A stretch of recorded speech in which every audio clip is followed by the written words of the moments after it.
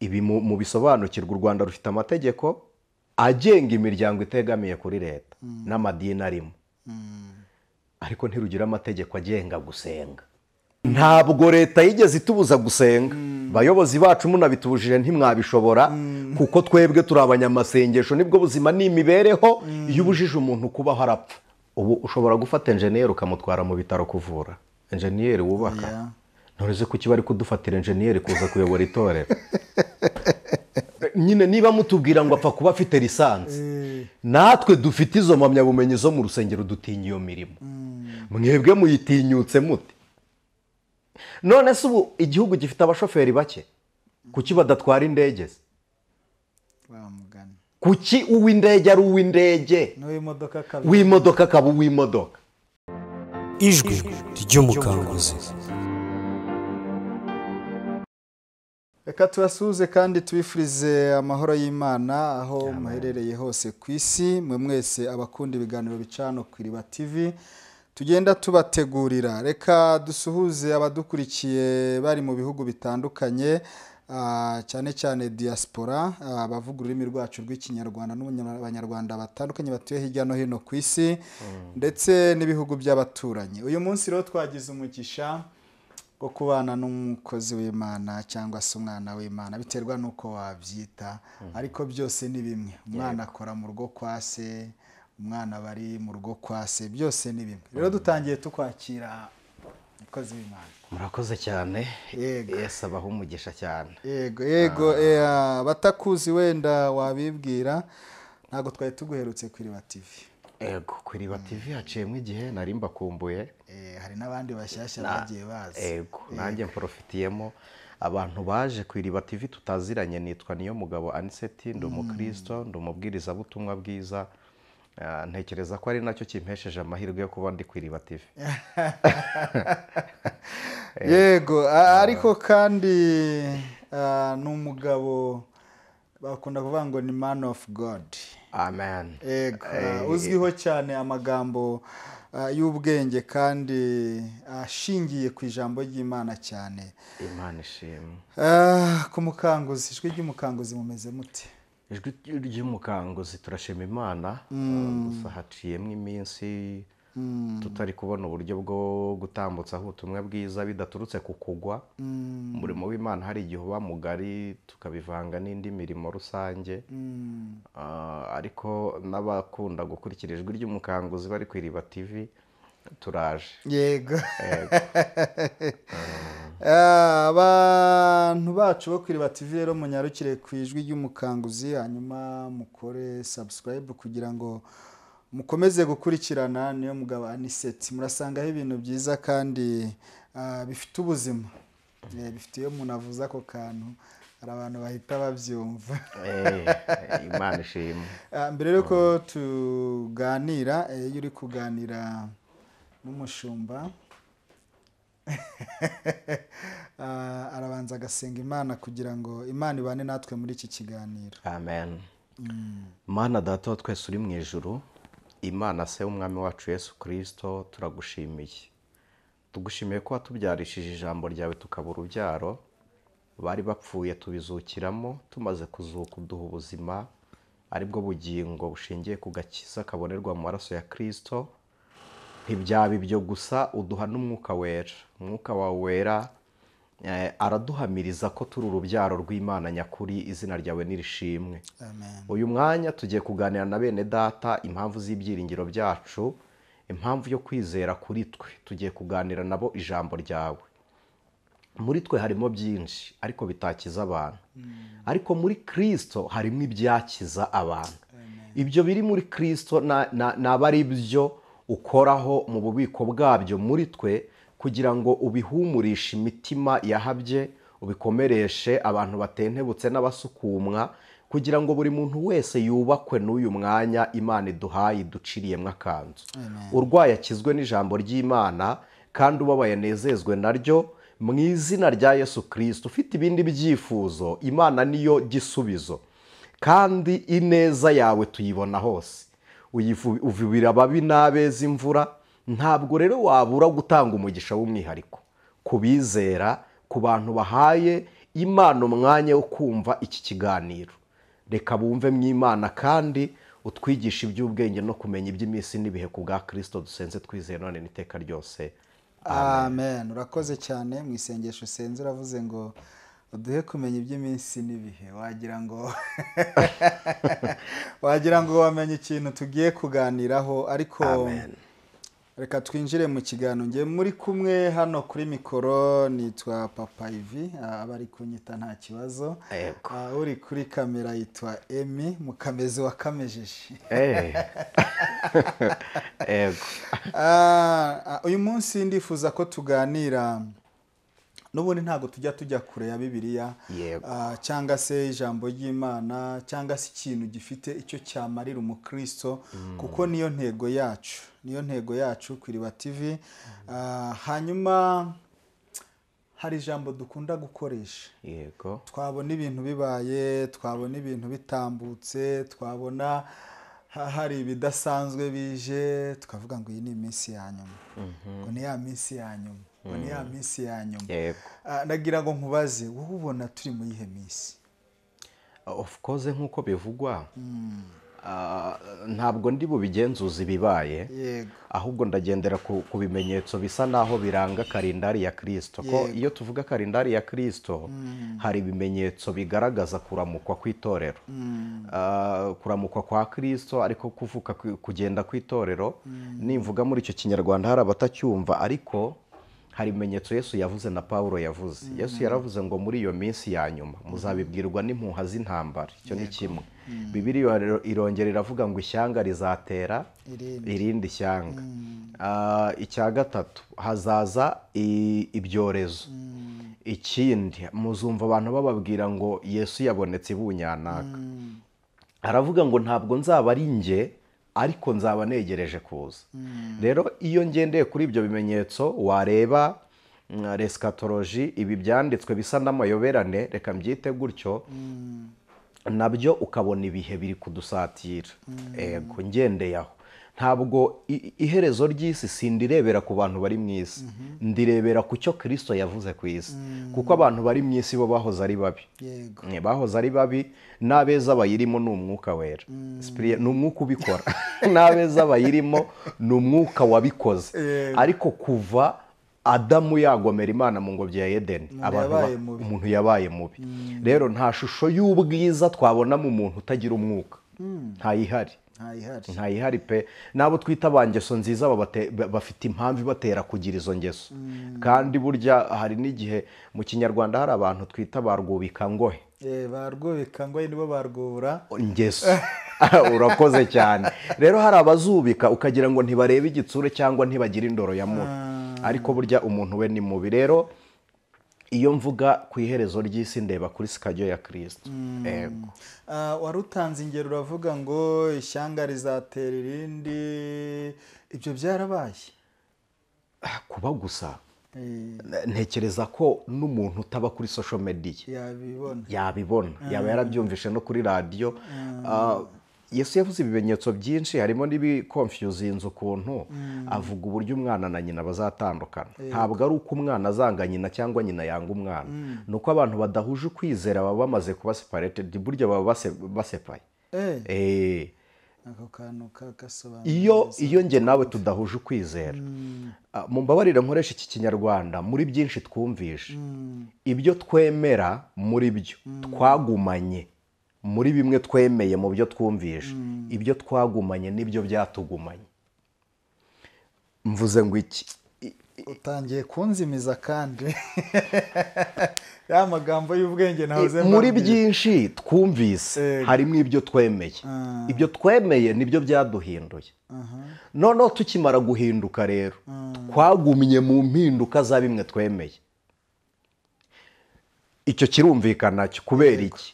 Tumaze guhindurwa n'agakiza, twagumye mu gakiza nyine, of course twagumye mu gakiza. Urakoze. Ubwo ibyo twagumanye nibyo twagumyemo. Noneho rero abatabirimo, nkoresha icyo ikinyarwanda kugumamo, abatarimo, noneho abatarimo byo twagumyemo ntituri kumwe natwe mu byo turimo, ntabwo bari kumwe natwe. Birumvikana ko turi separe. Hariho hahandi usanga mu rugo umwana adahuje imyizerere Yes. n'umubyeyi we. burya tuvugishije ukuri spirituel na biological umuntu mudahuje imitekerereze aba ari kure yawe kabone niyo imigongo yabikoranaho cyangwa amaboko mufatanye ariko aba ari kure yawe. noneho bivuze ngo umugore n'umugabo babana mu nzu ariko badahuje imyemerere, aho turaba dukoze urundi rugendo. Reka tuze kwimuka dufate imyemerere n'imyumvire. okay. Bashobora kudahuza imyemerere. Iyo badahuje imyemerere ntibaba ari bamwe mu mibereho y'umwuka, ariko iyo bahuje imyumvire ni bamwe mu buryo bw'umubiri. Ariko iyo batandukanyije imyumvire n'uru rugo ntiruba rubaho, ntiruba ruhari, nta ruhari rwose. iyo batandukanyije imyemerere aba ari separe ariko mu buryo bw'umwuka. Yego. Mu buryo bw'umwuka ntibari kumwe, ntibahuye. ni hamwe rero Yesu yavuze ngo umwe azagenda undi asigare.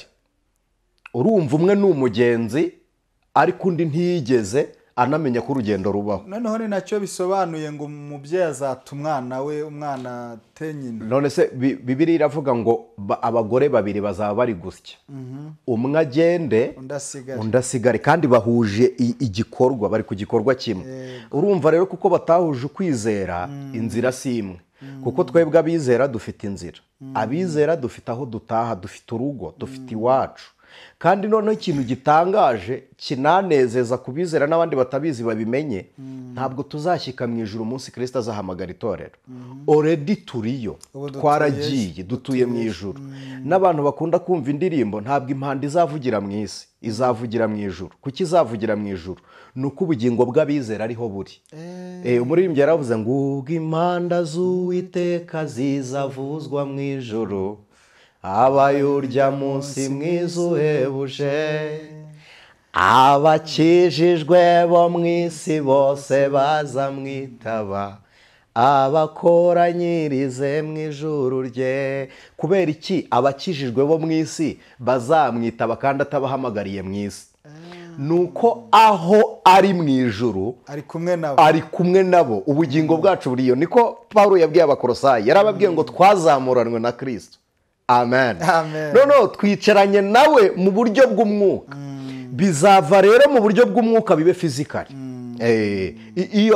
Icyo nicyo gikorwa cyonyine azakora. Ubwiza bw'Imana buzatwikururwa duse nayo, hanyuma natwe tubane nayo iteka. Noneho rero dukurikije icyo Bibiliya ivuga ku bijyanye n'iminsi ya nyuma, tukareba ko ishyanga rizatera irindi. Uburusiya bwateye Ukraine, Isirayeli na biriya byose nyine na Libani mu Hezbollah. Burya iyo tuvuga Isirayeli na Hezbollah, ni Isirayeli buriya na Libani.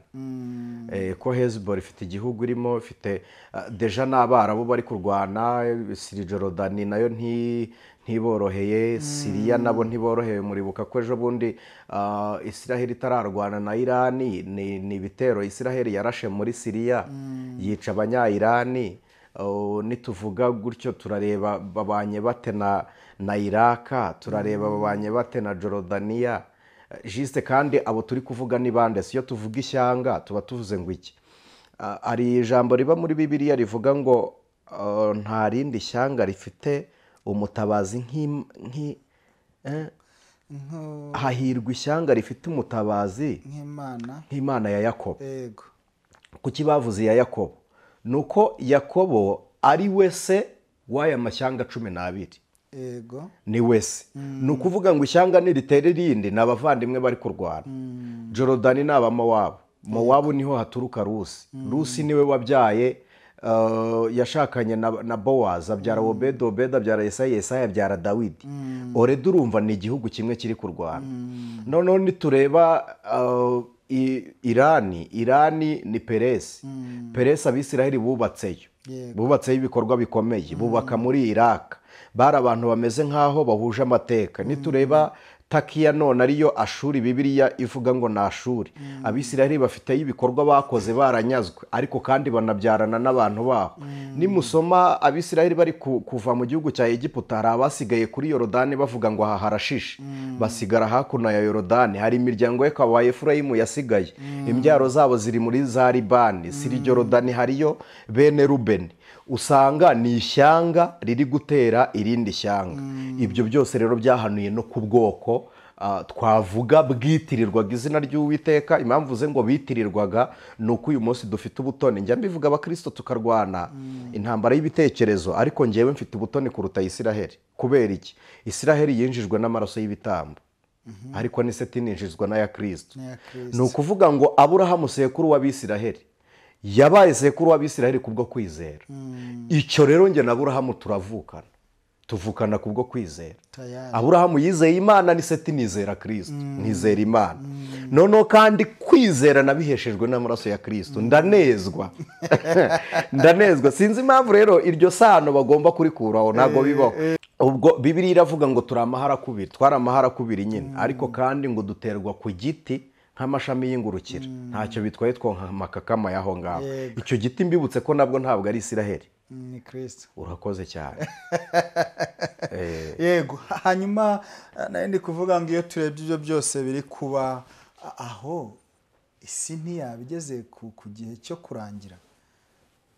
Isi igeze ku iherezo ryayo, no mu buryo bwa astronomique, abastronoge nabo barabizi. Hari imyaka bagenda batanga, uretse ko ibintu by'ubumenyi mbishingiraho kugira ngo mbe communicated n'abandi bafite ubumenyi, ariko simbishingiraho ngo mpamye iby'Imana.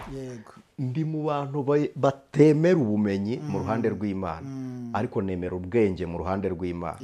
Ubwo bumenyi rero ntihagire umuntu nza kugusha, ndabwiga nkunabwigisha nanjye.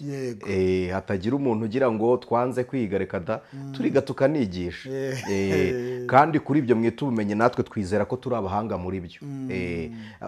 Hatagira uwo tugusha ku kwemera ko. Ni ukuvuga ngo abastronoge bari kugaragaza imyaka mu isi nta kiremwa kizaba gihari.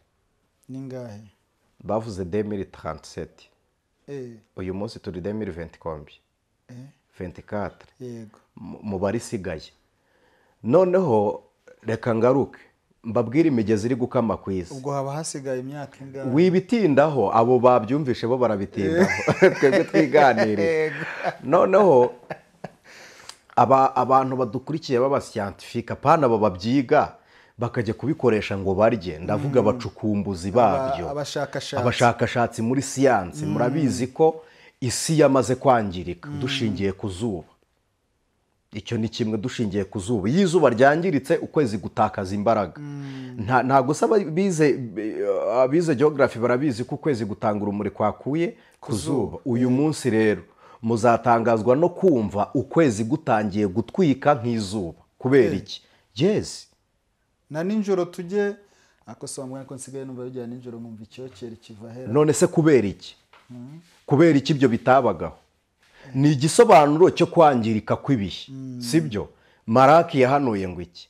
Yaravuze ngo izuba rizatwika, ngo ariko kubizera Imana rizaba rifite gukiza mu mababa yaryo.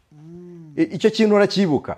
Ravuga ngo abasore b'imigenda bazagenda baruhe, ariko abategereza Uwiteka bazasubizwamo imbaraga nshya. Bivuze ko uyu munsi w'ishira ry'ibihe, abantu biringiye Uwiteka nibo bafite ibyiringiro bizabakomeza. Si ku ishira ry'ibihe za Efurata na Tigre ziri kugabanya amazi. Ari gukama, imigezi iri gukama. Aho abantu batari kwambuka imigezi yatwaraga abantu, bahambuka n'amaguru. Ntabwo matinda dushingire ku mazi y'iwacu se, dushingire ku migezi.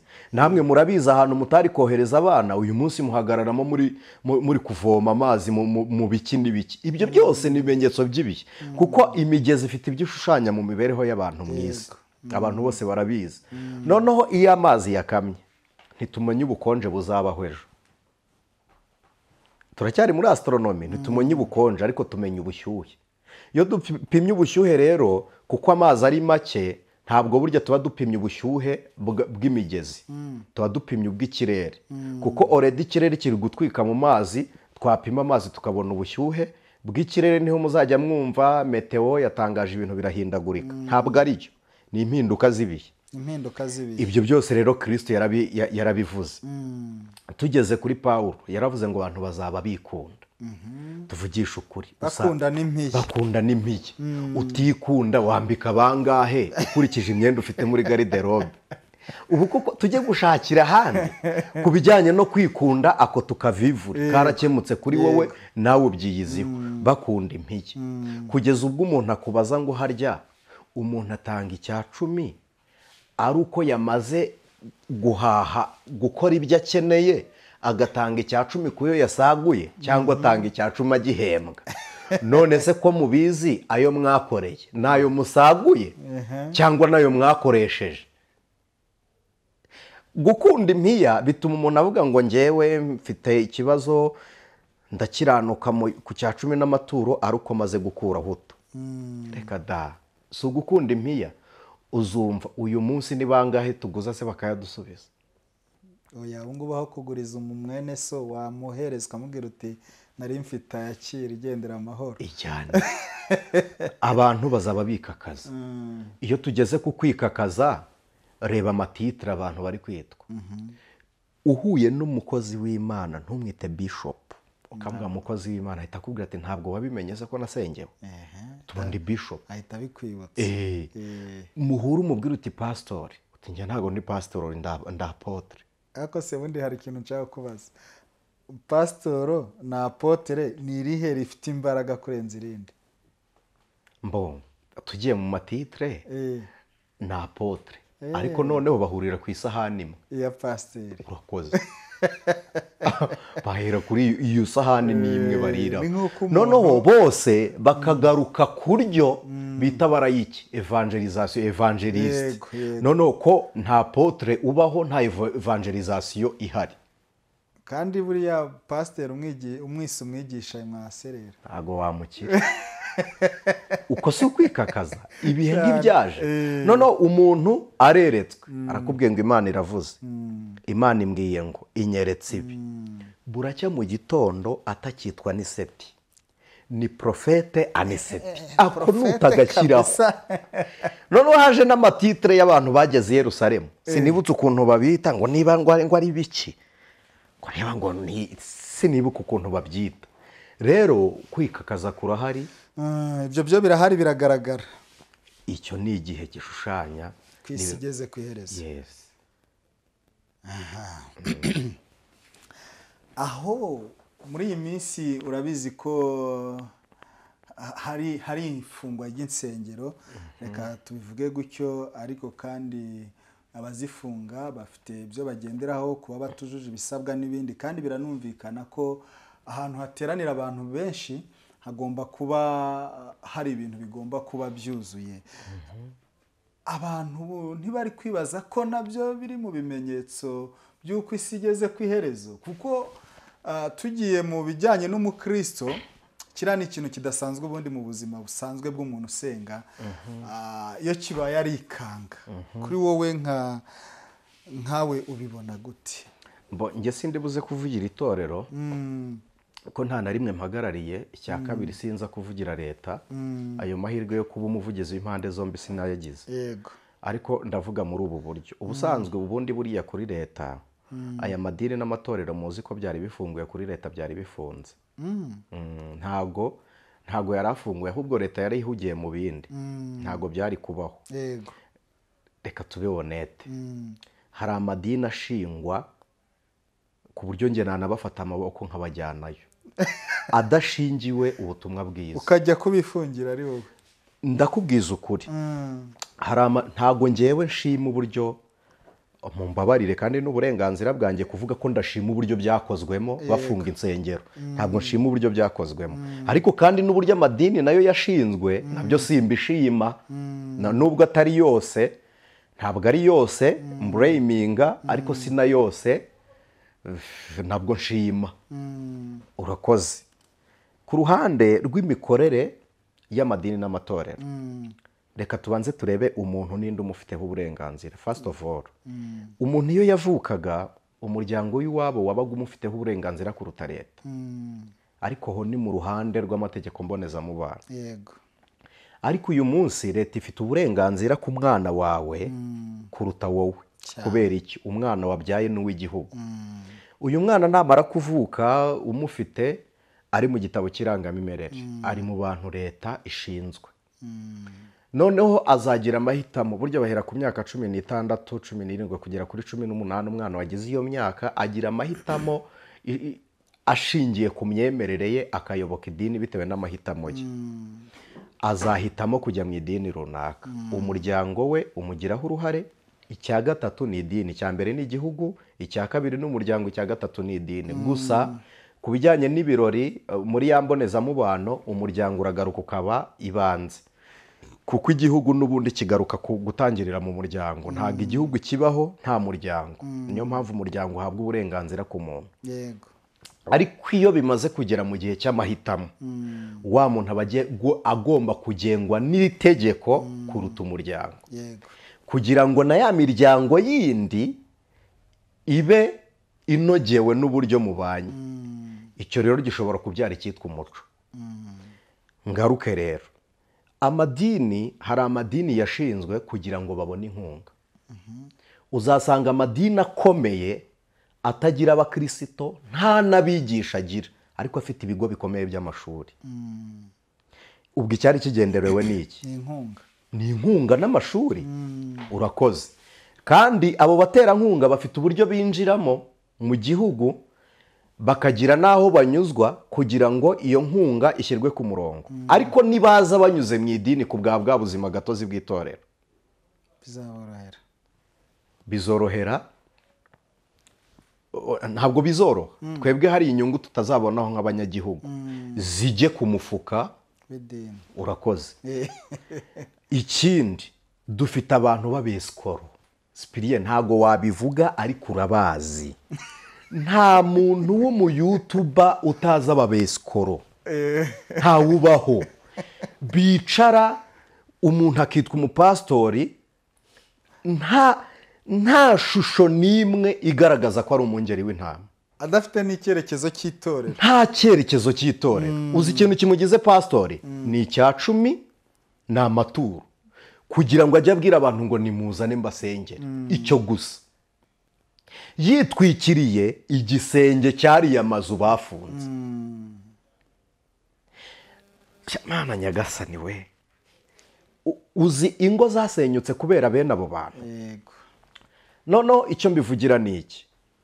Uzi ko hari umuntu wiyita umushumba, wamureba ukabona si umushumba, ukabona ni umubojozi. Igisambo. Reka da, kubojora nkoresheje icyo kinyarwanda nyine, ukabona ni umubazi, ukabona akora mu ibagiro, ukabona arazicinja aho kuziragira, ukabona bene uwo muntu niyo wayimuha ikamwa ntashaka amata yayo, arashaka umuhoro, umusokoro wayo. Abo bantu turabafite. Rero abanyamadini basakuje, uretse ko leta ari umubyeyi. Cyprien, uzi kugira ngo leta ihoze abakirisitu, igize itya ikajya ku matelefone y'abayobozi b'insengero zafunzwe, bakareba ibiganiro aba bantu baganira n'ibyo bavuze, bakabifata buri muntu bakamubwira ngo urarengerwa n'ibiganiro byawe byo kuri telefone, bakabyaporodinga bakavuga ngo abakirisitu ni mu muciro urubanza. Hari abakirisitu bajya babyukira ku mukuru w'itorero bakamwikubitira ibiti, bakamutera amabuye. None se niba hari ibyo uzi wavuze utakemera ko bijya ku karubanda kandi uri umubwirizabutumwa, ubwo uratekereza ko igihugu ukoreramo kitabikumenye cyaba gishinzwe iki? Uburyo insengero zafunzwemo nta nubwo ari insengero deja. Ibi mu bisobanukirwa, u Rwanda rufite amategeko agenga imiryango itegamiye kuri leta n'amadini arimo, ariko ntirugira amategeko agenga gusenga. Ntabwo bigeze batubuza gusenga. Bo bayoboye imiryango bafite mu nshingano. Aho hantu rwose ugeze niho sawa. Ntabwo leta yigeze itubuza gusenga. Bayobozi bacu munabitubujije ntimwabishobora, kuko twebwe turi abanyamasengesho, nibwo buzima n'imibereho. Iyo ubujije umuntu kubaho arapfa. Gusenga ni imibereho. Ariko batubujije gukora ya miryango tutanyuze mu mategeko nk'uko dutegeka, kuko iyi miryango yifite amategeko. Yego, icyo cyo ndacyemera. Rero aho ndahemera biri clear ku ruhande rwanjye, ariko biri clear kuko nta mategeko agenga gusenga, ariko hari amategeko agena uburyo bwo imiterere n'imiyoborere y'amadini n'imitegekere y'amadini. Ayo mategeko nuyarengaho bazabifunga, ariko ntibaba batubujije gusenga. Icyo cyo mu cyumvi cya kabiri. Impamvu abakirisitu mushobora gusakuza ngo bafunze insengero nuko mutazi urusengero rukwiriye ari uruhe. Hari urusengero nk'inzu abantu bahuje ukwemera nzitiriwe bagomba guhuriramo, bavango ni nzitiriwe izina ryawe. Urakoze. Ariko niyitiriwe. Ariko noneho hari urusengero rw'umwuka wera, ariyo mibiri yacu. Ntibafunga inzu zitiriwe, ariko imibiri yacu isenga. Yego. Insengero ziri muri twe zikora. Icya kabiri, ahantu amadini tutarashyirira ku murongo. Ese mbivugiye kuri cano yawe hari ikibazo cyangwa mwaba mugize? Tumaze iminsi dufite igiterane cyiswe Afurika Haguruka. Yego. Cyakozwemo n'abashumba bangahe bo mu Rwanda? Ntibatumiye abo hanze se? Urakoze. None se ubwo hari ubumwe bw'amadini n'amatorero tugira mu gihugu? Oya, ntabwo. Nta n'ikindi giterane cyari kuba mu gihugu.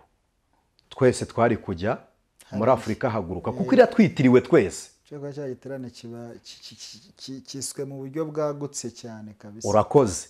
Ariko ntigikorwa mu buryo bwagutse. Gitegurwa n'itorero rimwe, ariko ku bufatanye n'ayahe? Kikitabirwa n'itorero rimwe. Ku bufatanye n'ayahe matorero? Ntayahari. Kandi abo bari mu gihugu. Nta bumwe amadini n'amatorero afite. Ariko ibyo ngibyo ntekereza ko hari igihe byaba bituruka ku muyobozi w'iryo torero utegura icyo giterane ahari. Simbizi. Bishobora no guturuka ku mibanire andi matorero abanira uwo muyobozi. Nabyo byashoboka. Noneho amadini n'amatorero, Cyprien, ntabwo uzi amatorero yagiye arwanira ku ruhimbi. Birahari cyane. Njyewe nshingiye kera ku rubanza rwa Rudoviko Sagatwa wabaye umupantekote wa mbere. Sinduvugaho. Banavuga ngo ntibigeze uba umushumba, ngo ntiwagize gute. Nshingiye kuri urwo rubanza rwa mbere. Kugeza uyu munsi turi mu murage w'intambara. Icya kabiri, hano mfite message nyinshi. Hari nk'abantu banyandikira ngo ngwino ngukamere ngo aba bantu barwaniye ku ruhimbi. Ubwo si ubutumwa nge sinahamagariwe kubitambutsa. Ibyo ntibitureba. Noneho twongere turebe ministre wigeze ukoresha, ntabwo muvuga, akora ikiganiro ari kubaza abantu ngo agakombe ni agaki. Abantu uti twebwe dufite ikibazo cy'amaraso. Ayo maraso igihe mwayaburaniye n'igihe yamenekeye ntavura. Ntabwo ati amaraso murwanira uti bamwe ni agakombe abandi ni igikombe. Uwo muvurungano wose uri kuza ntabwo ukiri mu itorero Cyprien. Twebwe tuzi ngo uri mu itorero, ariko mu baturage bandi aho niho mudakwiriye kubureminga rero. Iyo amadini n'amatorero tunaniwe kwikiranura dukizwa n'abandi. Noneho rero aho kugira ngo leta itegereze impaka n'amakimbirane byo muri twe, yayobora mbere. Ubwo urumva hari ikibazo kiriyo. Tugaruke. Nimara kugaruka icyo mbureminga ku mikorere uburyo bakoze nk'ibi bintu. Ibi bintu bigira umuvumo abayobozi bacu. Ntimuwutinya, mushobora no kuba mutabuzi kuko umuntu atinya icyo yabonye. Ariko ndagira ngo mbabwire, ubundi hari strategy Imana yakoresheje kugira ngo Imana ikubite umwisiraheli, ikoresha ukuboko kwe. Ntabwo yigeze ikoresha ukuboko kw'abanyamahanga. Isera akaba ari wikubita. Yes. Kuko baragaruka ikagaruka akaba ari bibunga. Ubundi mwari mukuriye gufata abakirisitu bakaba ari bo bamenya amakosa y'iwabo bakanifungira iby'iwabo, kugira ngo mugafata ayo makosa aragaragara ahari muyabereke, abakristo bikorere mu byabo. Ariko hari imbaraga z'umurengera ziza ugahita ubona uyu muntu arakabije ku rwego rumeze rute. Uzarebe nawe yirugana umwana wawe, natwe turabanyu turabyemera. Ariko hari igihe umukubita ukabona inkono uri kumukubita ntabwo iri gukubita ryakosa, ahubwo ukabona iyo nkone ni kamere yawe iri kuvuna igufwa. Kandi ntushaka ko uyu mwana amugara, urashaka ko yongera akabaho akagororoka. Hari uburyo rero mubikoramo, namwe mukaba muvunnye igufwa. Mu by'ukuri n'umubiri ntiwagenda igufwa ridakora. Ni ukuri ibi biroroshye niba ari abantu boroshye kubayobora. Ni abanyamadini n'amatorero. Utaha bazajye boroshye. ikintu rero nabagiraho inama wenda nsoze kuri icyo. Mwebwe abaryi n'ibisambo byo mu madini n'amatorero murabizi, rimwe na rimwe bananyura kuri mwe mubimika, kuko hari abashumba tugenda tubona mu macaca amwe namwe twohererezwa n'abayobozi batazi uko amatorero akora. None se niba mubaduhaye batazi uko amatorero akora namwe mutabizi, bazananirwa guteza umwiryane gute? ariko ntekereza ko hari iyo bajya kwaka ibyangombwa bagendera, urumva nk'uko wabivuze ni inzego zishinzwe kugenga iyo miyoborere y'amadini, ariko nabo hari ibyo bashyizeho bisabwa. Ntekereza hari ko bo ntago bakwima umuturarwanda ibyangombwa mu gihe yujuje ibisabwa. Mu gihe yujuje ibisabwa, nuko wenda ahubwo baba batazi biri inyuma by'ubwo busambo n'ibiki. Ariko hari ikindi ngira ngo mbabaze. Ubu ushobora gufata enjeniyeri ukamutwara mu bitaro kuvura, enjeniyeri wubaka. Ntureze kuki bari kudufatira enjeniyeri kuza kuyobora itorero? Nyine niba mutubwira ngo apfa kuba afite lisansi, natwe dufite izo mpamyabumenyi zo mu rusengero dutinya iyo mirimo. Mwebwe muyitinyutse mute? None se ubu igihugu gifite abashoferi bake, kuki badatwara indege? Kuki uw'indege ari uw'indege, w'imodoka akaba uw'imodoka? Ngira ngo ahari birasobanutse biranumvikana, ariko noneho ibi byose turi kubivuga twerekeza ku bihe turimo n'ibihe turi kwibaza se byaba ari ibyo bihe bya nyuma, si byo tubona koko n'ibimenyetso byerekana yuko isi igeze ku iherezo. Byanze bikunze hari n'abantu bagiye bavuga ngo turi mu minsi y'inyongezo. Ntabwo nemeranya nabo, kuko nta muntu wakongezwa ataguze. Ubu waba ureba ibintu biri gukorerwa inaha ngaha, uri Imana ukongeza abantu kubaho ngo bakore iki? Kandi noneho Bibiliya ntivuga ko twongejwe, iravuga ngo ya minsi itajya kugabanwa. Dushingire kuri kalendari y'ijambo ry'Imana. Abantu batangiye barama imyaka 900, imyaka 600, 300 ingahe.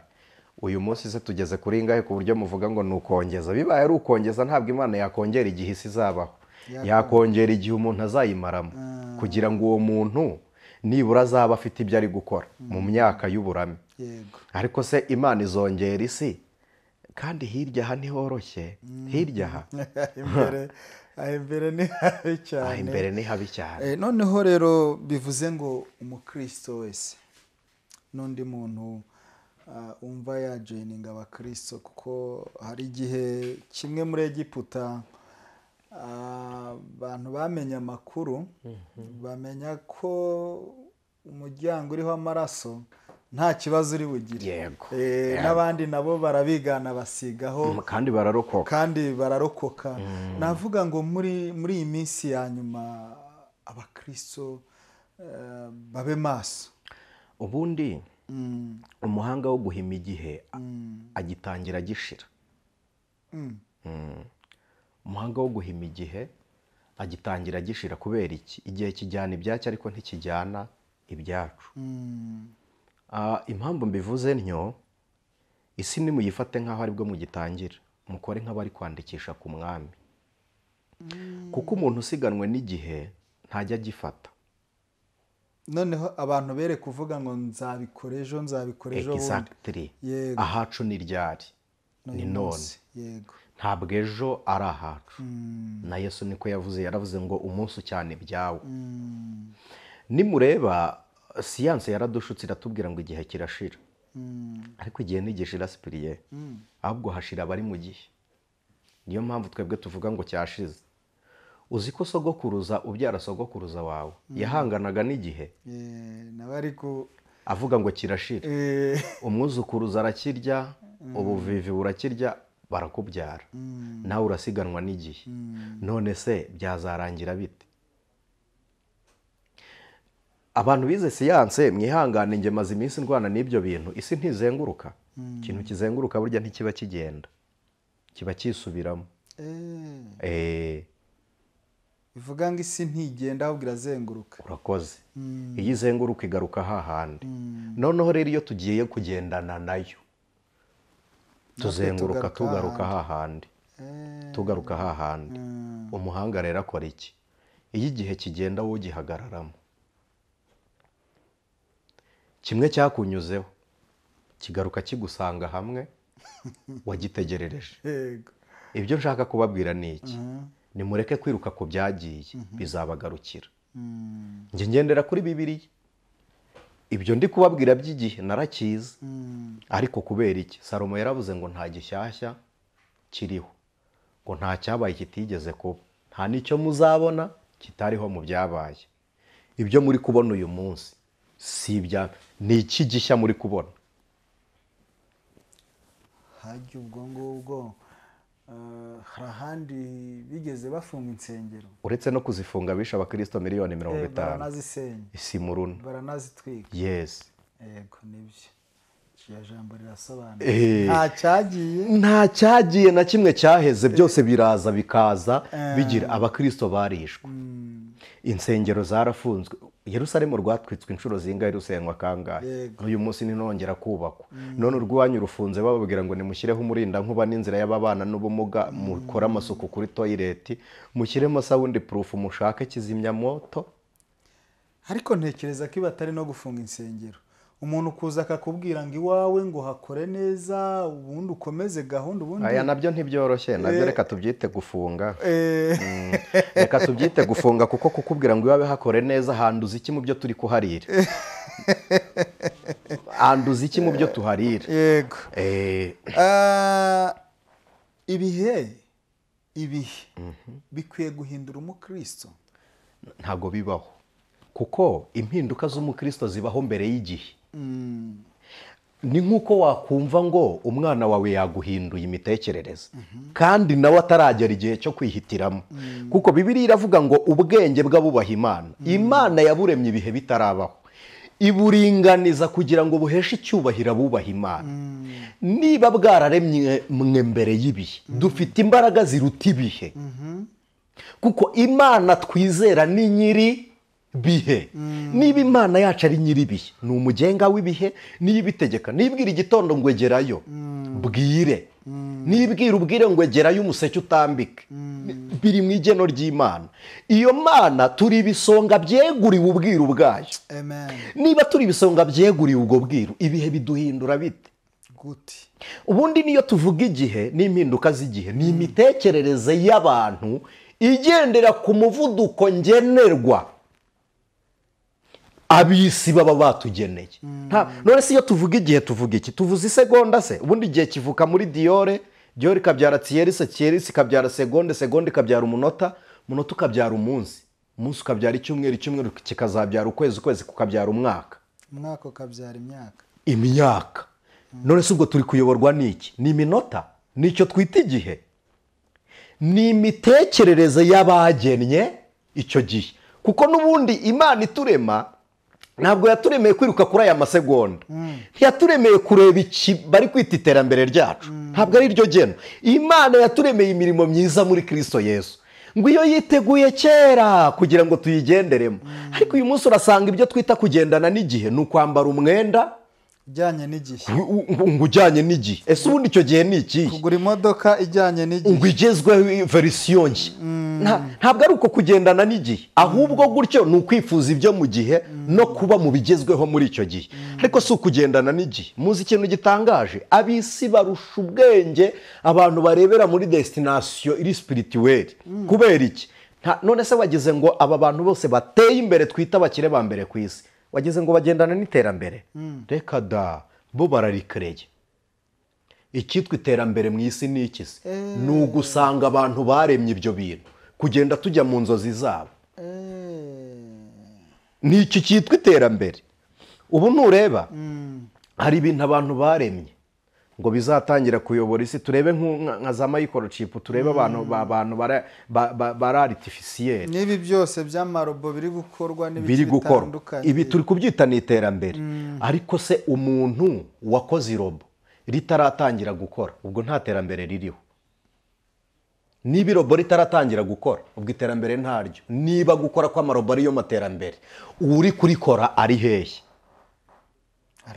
Already imitekerereze ye yageze mu cyo twita iterambere, we yageze noneho ararikereya. Amaze kurikereya, abantu twese adushyiriraho akanogo. ujya ubona iyo amazi ari gutemba baravuga ngo nta mazi arenga iki, akanogo. icyo nicyo bita iterambere. Twese duhuruye tujya mu nzozi z'abatunzi n'abakire bo mu isi, icyo nicyo twita iterambere. Rero iyo riduhinduye tuba duhinduwe n'imitekerereze y'abategeka iyi si y'umwijima, niko Pawulo yabwiye Abefeso. Ariko iyo tugumye turi stabile, amen, tugahagarara ku cyo duhamya, kwiga ntibitubuza, ntabwo kwizera ntibitubuza kwiga, gusenga ntibitubuza kubona ibyo bigezweho. Turabibona ariko ntabwo ariyo papasi yacu. Iyo modoka kuyigendamo ni ibintu biri very simple, n'abatizera barazigira, sibyo? Kubona intebe nziza muri office si igitangaza ku mukristo, ahubwo igitangaje gute utayibona kandi ibyiza byararemewe abizera, gute utayibona, gute utayifite. Gutera imbere ntabwo ari igitangaza ngo yabonye iterambere. Iterambere ryitwa iterambere bitewe n'inzozi zawe, biterwa n'icyo wita viziyo, biterwa na destination yawe, wowe uri kujya he, aho wita iterambere, icyo ushaka kugeraho ni iki. Iyo wakigezeho niryo terambere. Twebwe rero Pawulo yaravuze ngo iwacu sina, aravuga ngo iwacu ni mu ijuru, aho dutegereje umukiza kwa zava. Bene data, ibihe ntibibahindure, kuko na nyuma y'uko ibihe biriho abakristo bazakomeza kubaho. Ntabwo ibihe bizashira, ibihe bizahagarara. Ibihe bizahagarara, ntabwo bizashira. Imana izahagarika ibihe, ntabwo igihe kizashira. Izabihagarika, niba bihagaritse ku manywa bigumye ari ku manywa. Urakoze. Ibihe ni nk'umubare. Imana izabihagarika, irabihagarika. Nk'uko umuntu ashobora gufata isaha y'agahagarika. Njye nababwiye ngo ngendera kuri Bibiliya kugira ngo Joshua akomeze kurwana. Yavuze ngo iki? Yaravuze ngo zuba nawe kwezi muhagarare. Birahagarara, arakomeza ararwana. Urakoze. Urugamba rusoje ati mukomeze. Ni mukomeze, birongera birakomeza, biragenda. Rero ibihe ntibizashira, bizahagarara. Nibihagarara umukiranutsi azakomeza kubaho. Amen. Nibihagarara uwizera Imana azakomeza kubaho, ariko kandi utizera azaberaho umubabaro. Imana ibaha umugisha. Muri iki gihe wenda hamwe na hamwe hafunzwe kubera atujuje ibisabwa, umukristo wasengeraga aho ngaho akwiye kubaho ate? Arega abakristo nshuti z'umusaraba, njyewe nimbivuga ntimundakarire, aniseti nta dini mfite. Yego. Nibura ngo ndi kubazana mu ryanjye, mbabwije ukuri, sindi n'umubwirizabutumwa w'iryo mbamo, ndi umubwirizabutumwa w'ubutumwa bwiza bwa Kristo ku isi hose. Urakoze. Aho watumirwa bwa Kristo Yesu. Niba ari ubwa Kristo, icyo tubwiriza ni ukumenya Kristo nk'umwami n'umukiza w'ubugingo bwacu. Ntabwo njye mbabwiriza ngo mujye mu idini runaka. Icyakora ndubahitiramo, nabahitiramo iryo mbamo. Nirihe? Ntabwo ari ngombwa kurivuga kuko sindi kurangira abantu ngo barijyemo. Nta n'uwantumye mu bo tubanamo, nta n'uwantumye kurivugira. Yego. Murakoze. Icyo mbabwira ni iki? None se bafunze urusengero rwa Meto cyangwa rwa Anglikani cyangwa rwa Zayoni cyangwa rwa Restoration, ubwo ndi kubabwiriza ifunguye, cyangwa urwa ADEPR, bagafungura urw'ababatista, uri umukristo ukajya gusengayo, waba ututse Imana? Wabiki? Ariko ubundi ibi bintu byaje biti ibintu byo kuba umuntu wenda asengera aho hamwe muri ayo ngayo tuvuze, ariko mu gihe hafunzwe kavuga ati nge sinajya mu bameto, sinajya muri Restoration, ibi byaje bitebye. None se wagize ngo sibyo bya bice turi gucamo abaturage b'igihugu? None se sipe uzi ko uyu munsi aniseti niyo mugabo, amufia not for that, kubivuga nta kibazo rwose. Aniseti niyo mugabo. Uzi ko hari idini ntemerewe kujya kwigishamo kubera idini mbamo? Iryo dini ntemerewe kujya kwigishamo ririmo bande? Ni abanyagihugu. Nawe uri umunyagihugu. Nanjye ndi umunyagihugu. Kubw'imyemerere y'idini, ubwo ntabwo uri kuntandukanya n'abanyagihugu. Hanyuma se ubwo igihugu kizabaho gite nikigomeza kugwiza amadini atubuza guhura n'abandi. Icyo kintu ntabwo ucyumva. ndacyumva kabisa. None se ubwo wagize ngo ibyo by'ubwabyo bisobanuye iki mu mategeko mbonezamubano, mu mikoranire y'amadini? Ibyo bisobanuye icyo twita amadini. Abantu baragifashe bacyita institution, bakigira ikigo. Ariko idini, niba navuga ngo ibyo mwebwe muyobora nk'ibigo birimo abaturage b'igihugu, aba baturage b'ibihugu nimukureho iyo, ariko uzi kugira umupaka ufunze w'ibihugu duturanye, ugafunga n'umupaka wo mu madini ngo ntimujye mu bavukanye musangiye ukwizera, mwese muhurira ku maraso ya Kristo, umusaraba ari umwe w'igorigota. ubona bizarangira bite? Mbo ahari ni Kristo, Eh, ahari ni Kristo. mm, Ariko njyewe ibi bintu birakomeye. Ntugire ngo ibi bintu biba byoroshye ku buryo umuntu ava mu idini rindi kuvuga Yesu w'umwami n'umukiza n'ibyo yabwirije mu byumva, atatukanye, atasebeje aho avuye, atanasebeje Imana mwemera, yavuye mukamuhagarika. ngo yari yagiye ahandi. Uremera se ko amadini yagiye atandukanye imiryango? Bibaho cyane. Urakoze. Umuntu agakora ubukwe ngo kubera ko yashatse umusore wo mu rindi dini, Yes. ngo papa na mama ntibajya muri ubwo bukwe. Urakoze. Nagiye mbibona kenshi None uwo muryango ubaye umukazana atabonye nyirabukwe mu kirori cye, azamusura nyuma? Oya. Namusura azajya yarinde? Urumva umubano turi kubamo mu gihugu? Ibyo bintu byose biraza bigakubita. Noneho abayobozi bwite ba leta bagira akantu gato bakora kugira ngo aba bantu bakanguke. Nshuti yanjye, ugasanga twebwe abakirisitu b'abanyagihugu duhise twijundika leta, kandi uyu munsi umushumba ubashumbye ni umuyobozi w'igihugu. Mubyange mubyemere, ego mu bijyanye n'ukwemera ni Kristo. Ibi rero njyewe hari n'igihe ngera nkumva hazamo kurengera, reka nifate ntuze. Ariko ibi bintu bibera mu madini n'amatorero, bayobozi bacu bashumba, kandi ntabivuga mukagira ngo hari uwo mpakwaho. Oya, aniseti si uko nteye, kuko kunyobora ntibisobanuye kukuyoboka. Njye nayobotse Kristo. Niba arega hari n'igihe isi yabayeho ifite abakirisitu ariko itagira amadini, niba agakiza kabaho nta dini, biroroshye ko twanabaho tutagira aho tuba. Ese wa mugani, hari igihe cyabaye nta madini ariho kandi abantu ari abakristo None se habanje urusengero rwa mbere rwabayeho rwari urw'abandi? Yari sinagogi y'abandi se? Y'abayuda bose muri rusange cyane. Yego. Ntabwo biba byoroshye, ariko impamvu y'ikiganiro ni ukugira ngo abantu bagire ibintu bamenya, banasobanukirwe. Nibabona ikintu cyabaye nta byacitse iba yabaye, ariko kandi banahumuke, bamenye ko turi mu bihe bya nyuma. Abantu bere kwirara ngo avuge ngo ngewe ngo reka mbe nkora utu tuntu n'utu, ibyo gukizwa nzabikora nyuma. Bamenye ko turi mu bihe bya nyuma nyine, kandi ibihe ntago bizanwa n'izo gufunga insengero, ahubwo Pawulo we yarabivuze, aravuga ngo mu minsi ya nyuma abantu bazaba bakunda impiya. Kwanza byamaze gusohorera mu bantu cyane, kuko abantu badukurikiye twebwe turi kubivuga. Niyo mpamvu nanze kubyibandaho, kuko ibyo biri kuba mu Rwanda, ibindi bihugu ntibiri kubayo, kandi dukurikiwe n'abantu benshi. Hari n'abanyarwanda batari mu Rwanda. Hari insengero zifunze nta muntu uzifunze, zabuze abayoboke. Abakristo barabura burundu, barabura pe.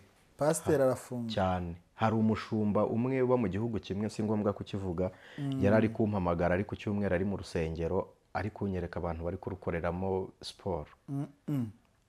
Ambwira ati aha hari mu rusengero ariko barahakodesheje, harimo jimu. Abakirisitu ntabahari.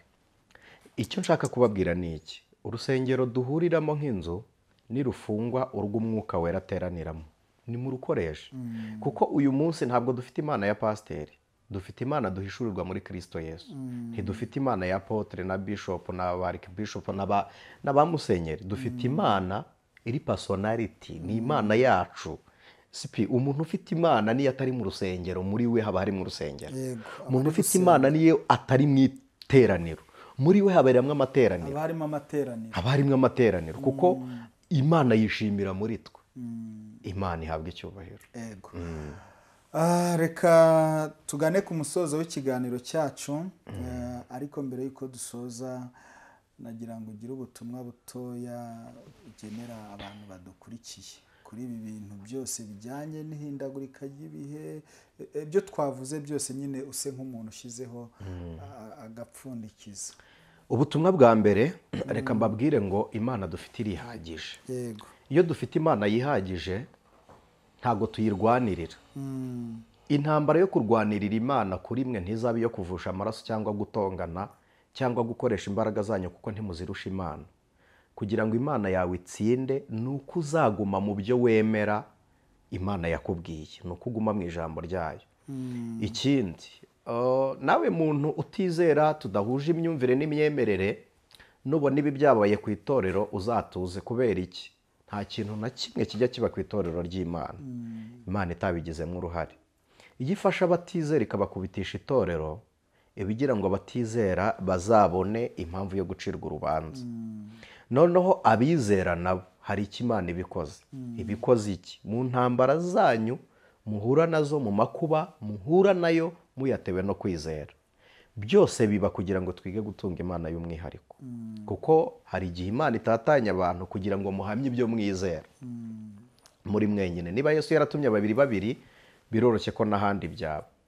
Rero nsoza, nshuti z'umusaraba, mwige kubana n'imana mutarwanisha akanwa, murwanisha imbuto.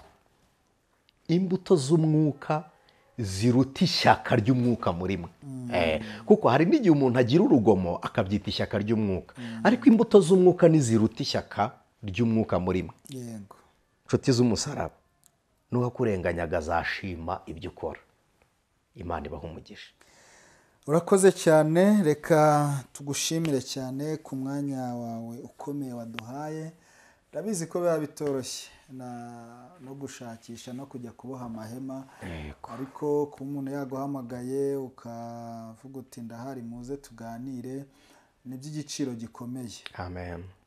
Abantu bakore subscribe ku Iriba TV ndetse no ku Mukanguzi TV, bakomeze bakurikirana ibiganiro, kandi tubasezeranya yuko tuzakomeza kujya tuganira. Niba hari topic, niba hari icyo wifuza ko twaganira na Aniseti, mushyire muri comment rwose twandikire, utaha tuzabiganiraho. Amen. Ngira ngo hari n'abantu baba bifuza kukuvugisha, kavuga ati twabonana gute, twagera kugira ku Mukanguzi, hariho nimero. Yego, nimero de telefone ziriho. Hari igihe ashobora kuduhamagara ntitube turi ready yo kwitaba telefone, wakwandika message kuri WhatsApp, iyo nimero iri ku Mukanguzi iri kuri WhatsApp, hanyuma tugahana igihe. Yego, mukabonana. Reka noneho dusoze n'ubundi usenga Imana. Mana, turagushimiye kubw'izina ryawe. Izina ryawe niryo tuboneramo gukira. Muririmbyi wa 16 yaravuze ngo niryo ngabo yanjye nziza, aravuga ngo n'urutare nubakaho inzu yanjye itagwa. Uyu mwanya turagushimiye, waduhamagariye muri Kristo Yesu. Dusohoye mu bihe bigoranye, kuko twebwe bucya bucyana yandi. Ibyakeye kuri twebwe biza bifite isura nk'iyi. Umukristo agasanga ntahafite ari bwinjire mu rusengero, ariko nyamara hari insengero zifunguye. Korana n'ubwenge bwacu n'imitekerereze yacu kugira ngo impinduka dukuye mu bitekerezo byawe iduheshe gukizwa n'igihe inzu zifunze, kugira ngo urusengero rw'umwuka rukomeze gukorera muri twe. Ibyo twavuze bishobora kugora imitekerereze n'imyumvire y'abantu, turagusabye kugira ngo hatabonekamo ikigusha muri byo. Ahubwo umuntu natabyumva, aho kugira ngo bimugushe, aguma atabyumva. Hanyuma ubyumva nawe azabiyoboza abandi ku bw'ineza yawe, dusenze twizeye kubw'Umwami wacu Yesu Kristo. Amen. Ijwi ry'Umukanguzi.